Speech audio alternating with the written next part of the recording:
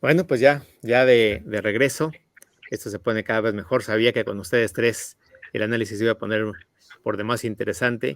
Vámonos a la segunda parte en estos 20 minutos que nos quedan. Jorge, si me permites pasarte el balón, precisamente sobre esa reflexión que hacíamos al final con Eduardo antes del corte.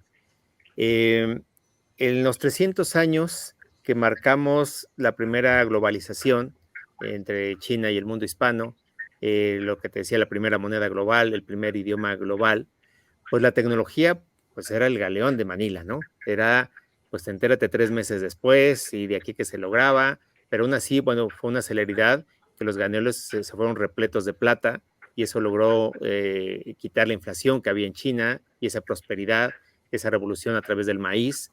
Por eso pues, es tan curioso que cuando vamos a China, pues están vendiendo los elotes y también es otra cosa de las cuestiones similares que tenemos.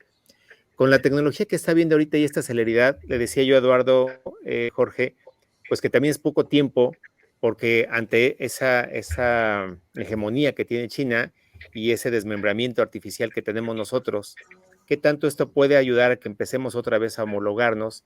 ¿Y qué tan rápido puede ser si con esa tecnología no se permitía y hoy tenemos esa tecnología? Tú que estás cerca de una comunidad china tan dinámica, ¿qué es lo que crees que pueda pasar en el resto de la década?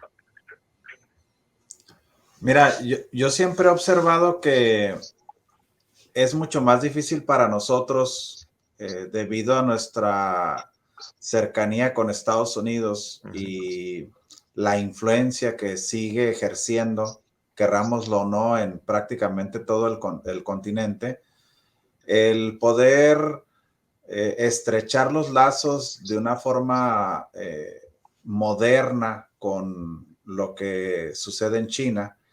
Sin lugar a dudas, hemos tenido un crecimiento notorio en el apartado comercial, eh, aunque no podemos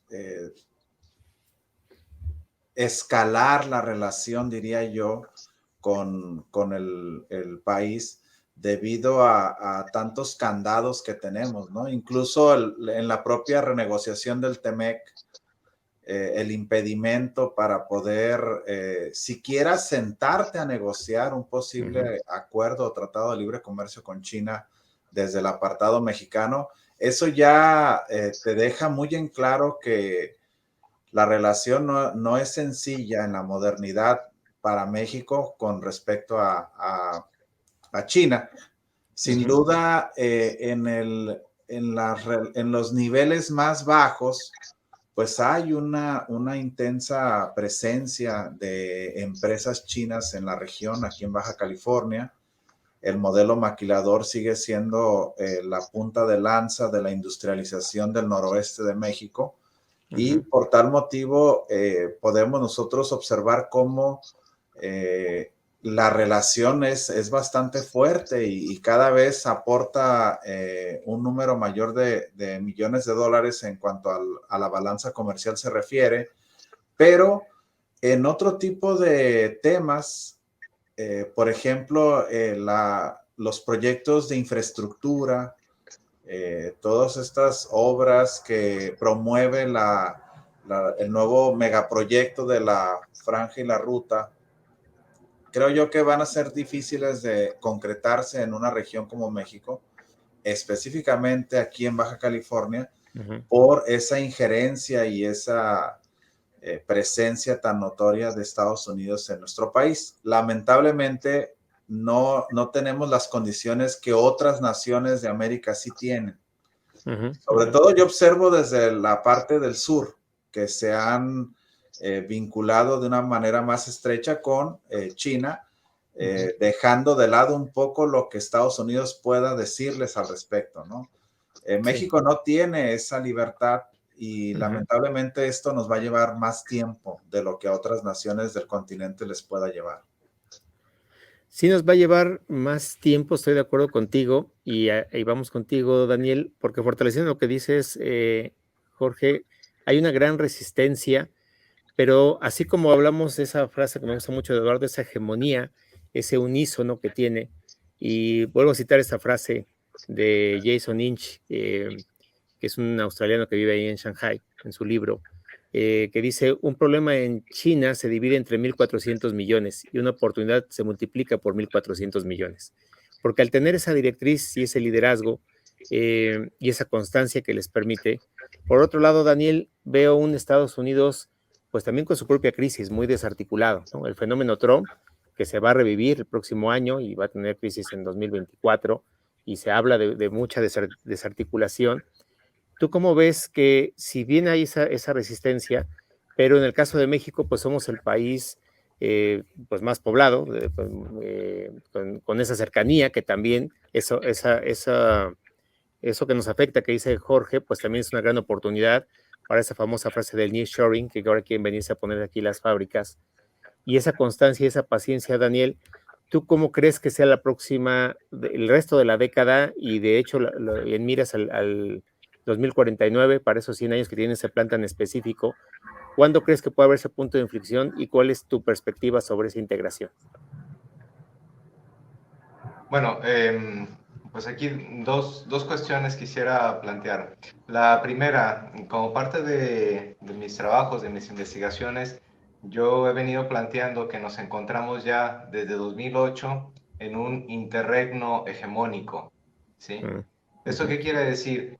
Que la hegemonía estadounidense ha terminado, no termina con Trump. En realidad, el fin de la hegemonía lo vemos en la crisis de 2008, ¿sí? Y ahí se ha generado esto. Hice una pequeña contribución sobre esto en Foreign Affairs Latinoamérica. Pueden encontrar ahí mis aportaciones sobre el fin de la hegemonía estadounidense y también otro revertículo sobre el interregno hegemónico. Entonces, desde mi punto de vista, la hegemonía estadounidense ya tiene tiempo exactamente, que ha terminado. Y nos encontramos en un vacío hegemónico, en un interregno hegemónico. ¿Cuál será la próxima hegemonía? No lo sabemos. Y en realidad, mi planteamiento es que en ese momento la crisis en el orden internacional que vemos actualmente responde precisamente a eso. En interregnos hegemónicos que tuvimos anteriormente, entre la transición entre Reino Unido y Estados Unidos, tuvimos un interregno hegemónico que fue de mucha competitividad. De hecho, le llaman hipercompetitividad en el sistema internacional. Cuando fue la transición de la hegemonía holandesa a la hegemonía británica, también hubo un interregno hegemónico con mucha hipercompetitividad, ¿sí? Es lo que estamos viviendo hoy. Es una transición que no es del próximo año, esto no va a parar el próximo año. Los interregnos hegemónicos normalmente son de 20 años, 25 años, ¿sí? Ese interregno hegemónico continuará. Lo que hay que estudiar ahora es eso, son las características propias de este interregno hegemónico, ¿sí? Es cierto, China se posiciona como un actor muy relevante, como un peer competitor, algunos autores le llaman, pero lo que tenemos que analizar ahora es precisamente eso, las dinámicas que están surgiendo, las oportunidades, los desafíos para todos los especialmente, bueno, en nuestro caso México y América Latina. Claro, claro. Y algo importante para mencionar sobre fortalecer lo que tú dices, pues curiosamente en esas ironías, esa crisis del 2008, pues ese 8 de importante en China, pues fue un año importante para ellos, ¿no? Con la Olimpiada y los cambios que representó. Creo que si pudiéramos ponerle alguna fecha a esa parteaguas, sería precisamente ese 2008 cuando empezó esa nueva temporada. Y digo curiosamente por ese 8 que es tan simbólico para los chinos. Sobre eso, Eduardo, con la visión que tú tienes de Asia, y creo que la manera correcta, si no corrígeme, de esa Eurasia, porque han querido separar lo que es esa parte de Europa con esa conexión que tienen, pero han estado sumamente vinculados. Si eso sumamos también lo que viene, que es la India, el motor que está haciendo Singapur, el fenómeno que va a ser Taiwán, ¿tú cómo ves ese pase que está teniendo? Y me gustó mucho, Daniel, que das un periodo de 25 años, pues podríamos decir que ya llevamos 14, 15, nos faltan 10. ¿Cómo ves, Eduardo, y ya el continente en general, todo ese mundo asiático en ese nuevo cambio geopolítico? Sí, muchas gracias. Pues rápidamente yo coincido con con Daniel en el asunto del cambio, ¿no? Entre hegemonías, este periodo en el que no hay aparente hegemonía, pero en el que sí hay definición de espacios para la acción política, es decir, se están redefiniendo las geopolíticas globales, y en este caso la iniciativa de la Franja de la Ruta, por poner un ejemplo, tiene el objetivo de definir un espacio para la acción directa de China. Y ese espacio da la casualidad que es Eurasia, es decir, Eurasia se está resignificando en un sentido de que se aleja de la vieja Eurasia, dominada por Rusia, por la ex Unión Soviética, y surge una nueva gran Eurasia en el que a Europa se le intenta traer, o bueno, no traer, pero digamos conectar a mucho más profundidad a Asia, ¿no? Para darle un sentido a esta Eurasia, pero además amplificar el espacio, ¿no? Entonces, la iniciativa de la Franja de la Ruta en un inicio tuvo este objetivo de conectar a la gran Eurasia, o sea, toda Eurasia, desde Laos, Camboya, Vietnam, hasta Portugal, o sea, una cosa así, ¿no? Gigantesca. Entonces, en ese sentido, pues, en Eurasia, ¿y cómo reacciona eso? Hay países, el más claro ejemplo es Estados Unidos, en este asunto que menciona Daniel de la reacción ante el interregno hegemónico, que también están definiendo espacios de influencia para contrarrestar esa acción china. Cuando vemos la formulación de la estrategia del Indo-Pacífico, es el concepto geopolítico que busca contrarrestar la construcción del espacio en Eurasia que está siendo llevado a cabo por China. De manera que lo que estamos viendo precisamente es el incremento de las tensiones por la lucha en los espacios, en la influencia en los espacios, ¿no? Y lamentablemente países como los latinoamericanos o como los africanos incluso, ¿no? Que a lo mejor no tenemos gran cuota de poder internacional, nos vemos obligados a empezar a elegir bandos, porque ya se están definiendo estos bloques, bueno, no bloques así, Guerra Fría, pero sí zonas de influencia, vamos a mencionar. Equipos. Equipos, ajá, vamos a decirlo, ¿no? Bandos, ¿sí? Entonces, fue muy, muy simbólica la visita de Joe Biden a África recientemente, me parece que visitó o va a visitar. ¿Por qué? Porque China tiene una gran presencia ahí, ¿no? Y entonces Estados Unidos llega a ver qué puede sacar porque ya está un espacio africano muy, muy cooptado. Y entonces es lo que veo, ¿no? La definición de zonas de influencia, el incremento de tensiones, precisamente por este periodo que Daniel denomina el interregno. Claro. Y precisamente en ese periodo, Jorge, pues se está desestructurando y volviendo a estructurar de una nueva manera histórica lo que está pasando. Y lo que decía ahorita Eduardo, ese Tratado de Libre Comercio, prácticamente excepto una nación, con todo lo que es África, como se unió hace un par de años, lo que está pasando en todo lo que es Asia, cuando se reúne el G7 para hablar de guerra, de armamento, y se reúnen en Asia para hablar de prosperidad, de desarrollo, de inversión. Creo que aquí hay un punto importante, Jorge, porque no tenemos el tema de la disyuntiva, en particular tú que estás en la frontera, entre escoger entre uno u otro. O sea, podemos trabajar con ambos mundos de la mejor manera y salir beneficiados porque no estamos peleando con ninguno de ellos. Sobre esa expectativa y preparando tu cierre del programa de hoy, ¿cómo ves, Jorge, que estemos listos para tomar lo mejor de esos dos mundos? Porque no quiere decir que porque nos vayamos con China o con la India o con Asia en general o Eurasia, tengamos que abandonar Estados Unidos. Creo que ambos pueden convivir muy bien y creo que sería el primer ejemplo de que esto no es una guerra, no es una pelea, sino es una búsqueda de la prosperidad. Sobre eso, ¿tú qué opinas desde la frontera? Aquí hay que tomar en consideración los cambios que hemos estado viviendo estos años recientes con este fenómeno de la desglobalización y esta regionalización del mundo en estos pequeños bloques de poder que ejercen pues un liderazgo distinto unos con otros. Yo creo que es clave la definición de una política de relaciones exteriores desde el apartado mexicano distinta, Carlos. Necesitamos incluso una profesionalización en esos diplomáticos mexicanos que tengan una visión amplia de lo que está ocurriendo y sobre todo conozcan y estén atentos Preparados, claro. a estas tendencias que el mundo moderno está trazándonos, muy, muy definidas.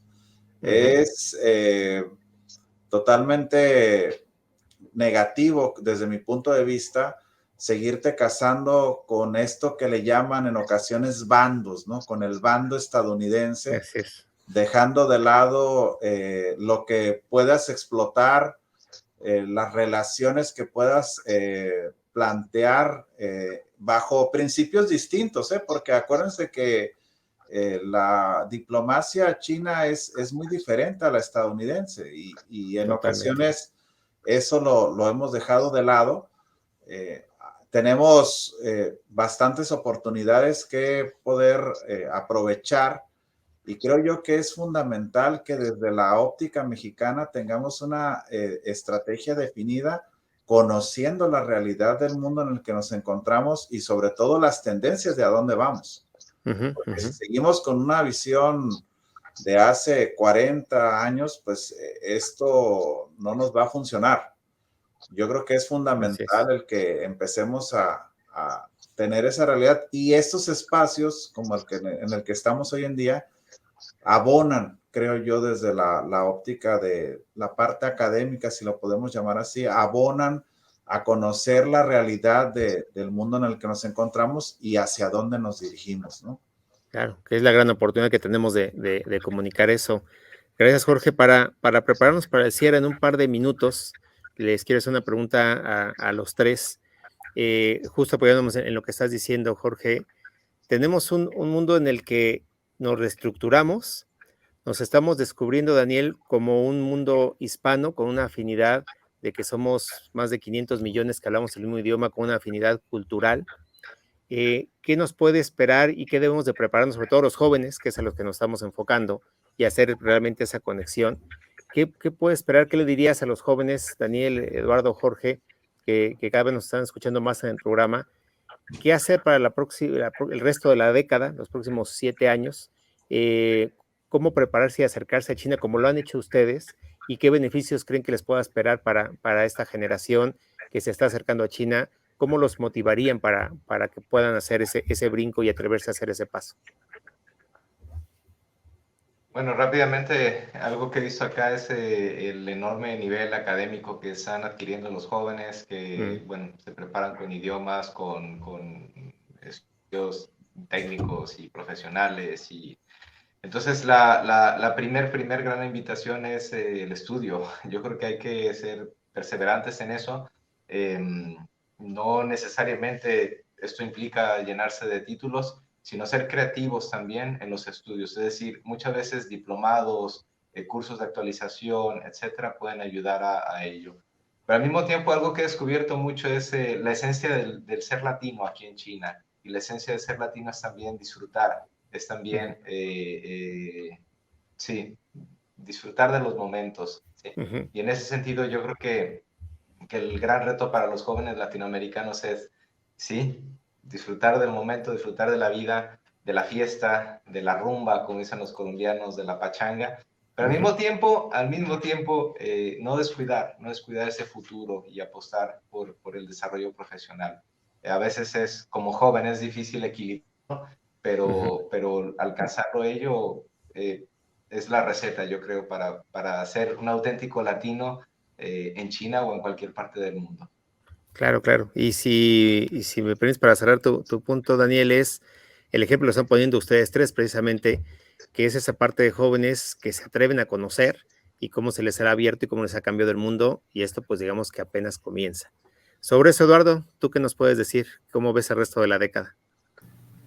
Sí, pues básicamente yo lo que invitaría a hacer es precisamente a hacer un esfuerzo para salir un poco de la zona de confort epistemológica en la que nos encontramos, es decir, no ver a Asia como algo extraño, ¿no? Sino como algo que es necesario conocer, acercarse, no solamente vía el idioma, que sin duda yo sugiero fuertemente que se aprenda, no necesariamente el chino, pero bueno, sí, principalmente porque es el idioma más hablado del mundo, sino otros idiomas asiáticos, pero también acercarse a la literatura, películas, series, ese tipo de cuestiones culturales, porque los chinos lo hacen y entonces de repente tienes embajadores que te citan a Octavio Paz, que te citan a Márquez, y no tienes embajadores latinoamericanos en China que puedan hacer lo mismo por el gran desconocimiento, y eso es algo Claro, que los chinos aprecian mucho, la claro, cultura, el conocimiento cultural. Entonces, claro. básicamente con eso yo finalizaría. Sí, sí, es esa cortesía, como decías, de preparar los cuerpos diplomáticos que mencionaba Jorge, que es fundamental. Y también aquí, Eduardo, viene algo importante, esa industria de los medios de comunicación que también está creando esa estructura, ¿no? En ese pase que estaba hablando Daniel. Si bien recuerdo, fue 2015 cuando Warcraft fue la primera película que superó por todos los números de la película de videojuego y superó por mucho a Hollywood. Entonces, también ideológicamente, lo que va a empezar a hacer los medios de comunicación, en especial el cine chino, creo que también ahí va a jugarse un papel muy importante. Pues ahorita preparamos el cierre. Jorge, ¿tú qué nos puedes decir al respecto para lo que resta de la década? Yo les recomiendo a los jóvenes siempre que tenga oportunidad de cultivarse a través del estudio, como lo mencionan los compañeros, y desarrollar esa visión amplia. Necesitamos personas con visión amplia y con un pensamiento crítico. Es fundamental este modelo dialéctico de no casarnos con una visión parcial de las cosas, sino tener esta amplitud que nos permita conocer estas culturas tan interesantes desde distintas aristas y estar siempre abiertos y receptivos a aprender y a aportarles también, porque somos también una fuente importante de riqueza cultural que les abonaría a ellos en lo particular. Y que es mucho más cercano de lo que parece, y una vez que te animas, creo que lo podemos hacer mucho mejor, Jorge. Así Pues es. bien, creo que hay mucho por hacer, mucho por descubrir. Creo que ustedes están tomando ese protagonismo y de nuevo los felicito por acercarnos China de esa manera. Creo que hay mucha oportunidad. Para cerrar ya los comentarios, que nos da un poco de tiempo, Daniel, ¿qué es lo que tú le podrías decir ahorita como esa gran oportunidad para despedir el año e iniciarlo del horizonte con esa apertura que se está haciendo ahorita ya de las fronteras de China? ¿Qué es lo que podemos esperar el próximo año ya en concreto en China para animarnos y para acercarnos a todos los jóvenes que están todavía dudosos de ir para allá? Bueno, yo soy muy optimista con el 2023. Después de 3 años de Sí. encierro, vamos, es decir, en el sentido de que China cerró las fronteras, no había visas para turistas, entonces no era posible ingresar si no era residente o ciudadano del país. Entonces, soy muy optimista, confío en que se abrirán las fronteras y vamos, es un país pues que ahora que nuevamente se abre, hay que aprovecharlo, hay que visitarlo, hay enormes riquezas, enormes oportunidades también para los negocios, así que bueno, aquí los esperamos. Seguro Anímense que sí. y vamos, que China, por ahí hay la intención, me parece, de que se abra una ruta directa a Shenzhen, no sé si Ciudad de México o Monterrey, pero seguramente China va a reestructurar sus líneas comerciales y yo creo que eso también permitirá y acercará más a México con China. El primer paso es eso, es conocernos mutuamente, visitar aquí, que los chinos también nos visiten en México, Atreverse. para luego de ahí, exactamente, Sí. explorar más posibilidades. Mucho que hacer y eso nos emociona. Eduardo, ¿qué nos puedes decir para el cierre? No, pues reiterar la invitación a acercarse a China, ¿no?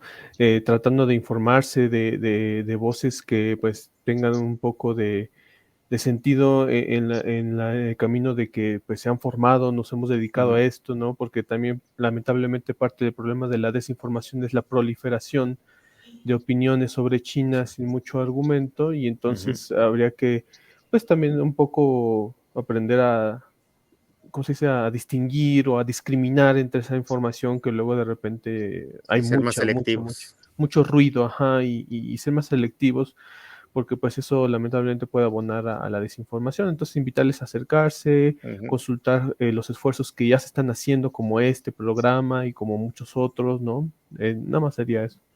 ¿Dónde te podemos seguir, Eduardo? Porque me gustan mucho tus cápsulas, cómo te pueden encontrar en las diferentes redes. Bueno, pues yo estoy haciendo lo propio también, un esfuerzo a lo mejor humilde, pero que tiene este objetivo, ¿no? De tratar de brindar información. Me pueden encontrar pues, en TikTok con mi nombre, Eduardo Tsilia Pango, y también pues en redes sociales, sobre todo invitarles a consultar la red del Grupo de Estudios sobre Eurasia, donde precisamente tenemos un poco la intención de hacer eso. Nos pueden encontrar en Facebook, Twitter, Instagram, así, Grupos de Estudios sobre Eurasia. Muy bien. Pues seguro se los recomiendo mucho porque a mí me ilumina Eduardo cada semana con todos sus comentarios. Jorge, ¿qué nos puedes decir para el cierre? Que sigan estudiando y explorando a China y al mundo en general, que no se cierren a nuestra zona de confort, ¿no? Y salgamos de ella, que nos preparemos para visitar en esta apertura que ya está manifestando el gobierno chino, pues a ese país tan interesante y tan rico como lo es China, aprovechando la relación que tenemos en estas aerolíneas y la presencia que hay desde México hacia allá. Así es, vamos a fortalecerlo. Pues de verdad, muchas gracias por su tiempo, por sumar a este trabajo. Les mando un abrazo hasta China, Ciudad de México y Baja California.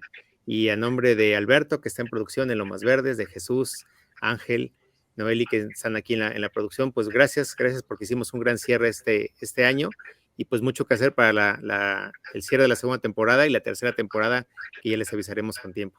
De verdad, muchas gracias por su tiempo y un abrazo. Cuídense. Muchas gracias. Gracias. Que estén bien. Listo, pues gracias a todos por este año. Nos vemos el próximo. Comenzamos la segunda semana de enero y bueno, seguramente tendremos grandes avances en estas 3 semanas de lo que está pasando en China y cómo nos esperan grandes cambios en nuestra vida para el 2023. Hasta el año que entra. Muchas gracias.